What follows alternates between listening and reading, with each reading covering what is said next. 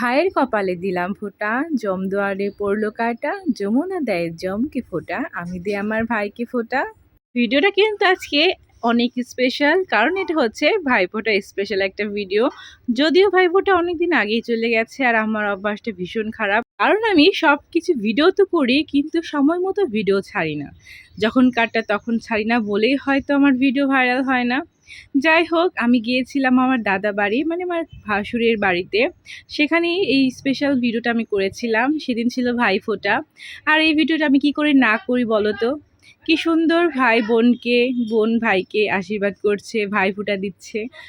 এটা দেখতে আমার এত ভালো লাগছিল, কারণ আমাদের ভাইফোঁটার কোনো নিয়ম নেই।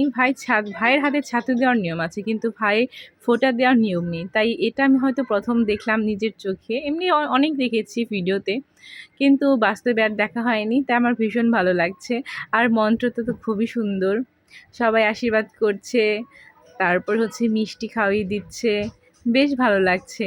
আর এটা তো বেশি ভালো লাগছে, সবাই স্নান টান সেরে পাঞ্জাবি পরে কি সুন্দর বসে আছে দিদির হাতে ভাই ফোঁটা নেবে বলে। ভাইয়ের কপালে ফোঁটা দেওয়ার পর কিন্তু ভাইরা আবার গিফটও পায়। দারুণ মজা, তাই না? ভাইরাও কিন্তু দিদিকে গিফট দিয়েছিল, শুধু বোন দেয়নি।